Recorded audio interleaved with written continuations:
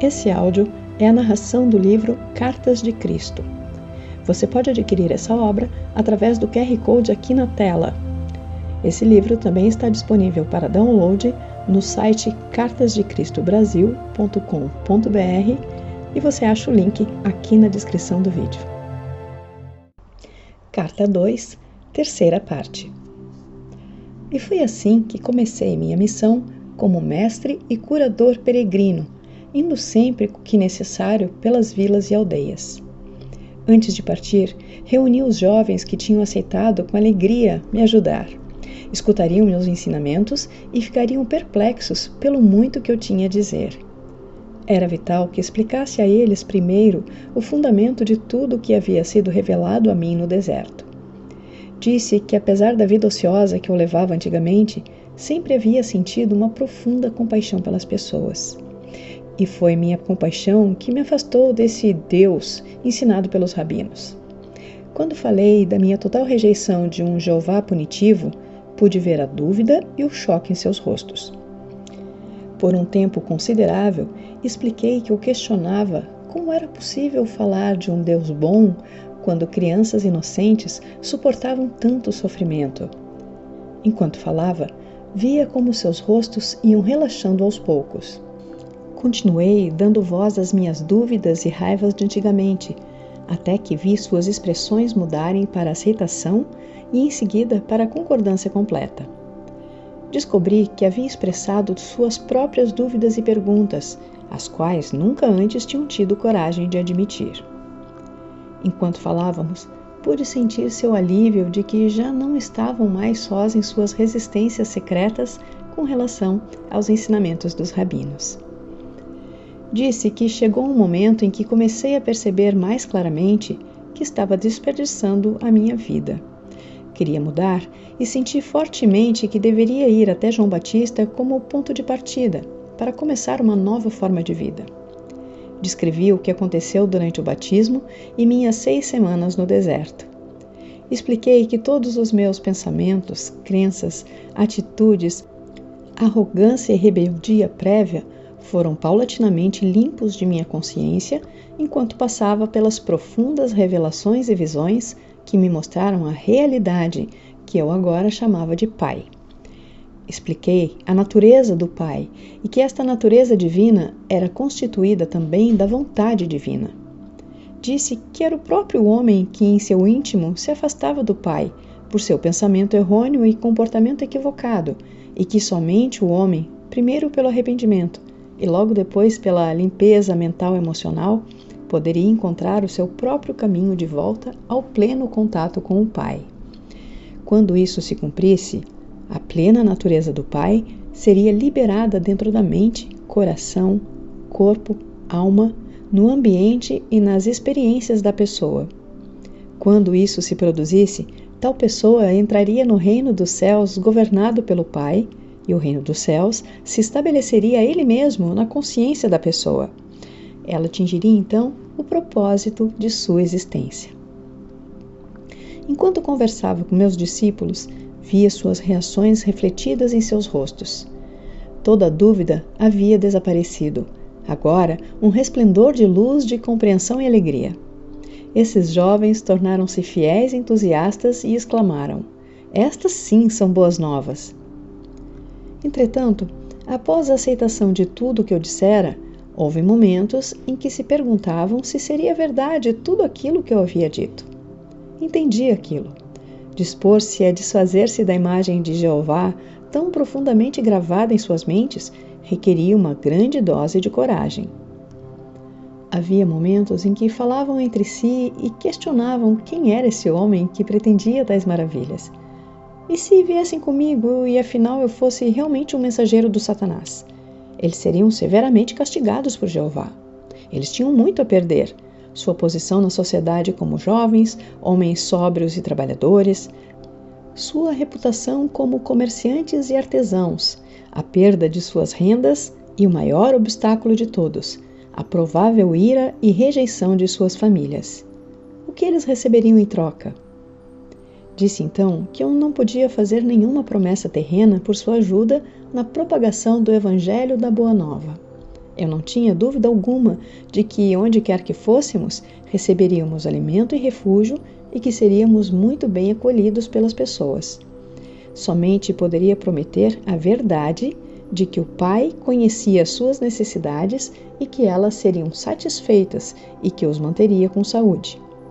Poderia também prometer que, se eles se voltassem para o Pai e confiassem no Pai a cada passo do caminho, seriam tão felizes como nunca haviam sido antes.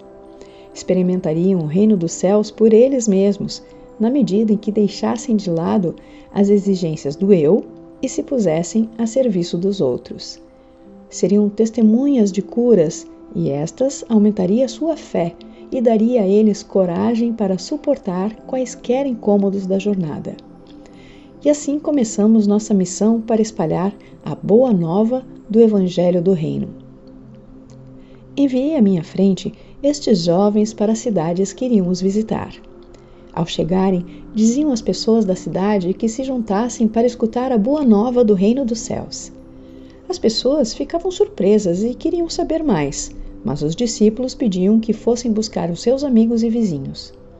Todos ficariam sabendo do que se tratava quando Jesus chegasse, e também haveria curas de seus doentes. Excitados, muitos corriam para ajudar a difundir a boa nova, e logo estavam reunidos formando uma grande multidão. Eu, que havia me rebelado apaixonadamente contra as pregações religiosas que ameaçavam os pecadores com violência, castigos e condenações, agora caminhava com alegria para ir ao encontro destas multidões. Eu tinha minha boa nova para compartilhar com eles e iluminar o seu dia, além de curar suas doenças e aflições para encher de alegria suas vidas. Antes eu circulava entre as pessoas egoisticamente e com mãos vazias, aceitando sua boa vontade e às vezes generosidade com pouca gratidão. Agora eu vinha com uma abundância de possibilidades vivificantes para todos aqueles que estavam dispostos a ouvir minhas palavras e tomar medidas para melhorar a sua qualidade de vida. Quero que você, que está lendo essas páginas, compreenda plenamente minha posição naquele tempo, meu estado de consciência depois de minha iluminação no deserto e a pessoa que eu apresentava aos meus conterrâneos como Jesus. Foram feitas tantas conjecturas a meu respeito que devo contar a verdade a vocês.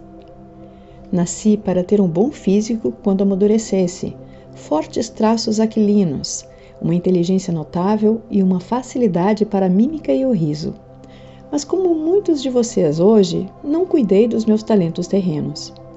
Na hora de ir para o deserto, meu rosto e minhas maneiras eram o que se poderia descrever como abaixo do que deveriam ser. Embora eu estivesse começado a examinar-me e a rebelar-me contra o que havia me tornado, meu intelecto tinha sofrido pelo mau uso que eu fizera dele, constantemente me envolvendo em discussões e discordâncias sobre religião e cedendo a discursos irreverentes. Eu fazia as pessoas rir. Eu era amado pelos homens e mulheres com que me misturava, mas eles certamente não me respeitavam. Por isso o espanto daqueles que me conheciam quando falei na sinagoga em Nazaré. Enquanto minha mãe cuidou da minha saúde, eu fiz poderoso uso do conhecimento e da iluminação que me foram dados no deserto. Isso me fez voltar a ser o homem que estava destinado a ser. Quando comecei minha missão, estava inteiramente consciente de que eu era o único com o supremo conhecimento dos segredos da criação e da existência em si. Portanto, podia dizer com perfeita confiança: ninguém além de mim viu o Pai. Eu sabia que tudo em que os homens sinceramente acreditavam era falso, irreal. Sabia que eu havia sido especialmente moldado e projetado pelo Pai para essa missão. Eu havia sido abençoado abundantemente com energia física, a vitalidade para falar e a capacidade de conceber parábolas significativas para transmitir a mensagem com sucesso e de uma forma que nunca seria esquecida. Além disso, eu compreendia os meus companheiros muito bem, devido à longa associação que tinha com eles. Conhecia suas esperanças mais profundas, seus medos mais desesperados, sabia o que os fazia rir e o que os induzia a zombar e a escarnecer dos ricos e pretensiosos. Sabia também a que ponto os velhos e jovens sofriam silenciosa e corajosamente. Experimentava profunda compaixão pela população que vivia com medo, suportando o chicote verbal dos fariseus e se inclinando diante das leis fiscais dos romanos. Sabia como seu orgulhoso espírito judeu havia sido ferido pelos gentios conquistadores, a quem foram obrigados a honrar com cumprimentos verbais, de mão e de joelho, mas a quem desprezavam por trás das portas fechadas. Conhecia e compreendia completamente a vida e o pensamento do povo. Eu já havia pensado seus pensamentos, sentido seus ressentimentos, sofrido suas ansiedades em tempos de privações e me sentido impotente nas garras do governo romano. E agora sabia que nada desse sofrimento era realmente necessário. Conhecendo como eu conhecia a realidade da existência, a realidade do Deus universal, eu podia claramente perceber a insensatez das autoridades judias, que impunham sobre a população uma penosa forma de vida que era completamente errônea e em total contradição com a verdade do ser.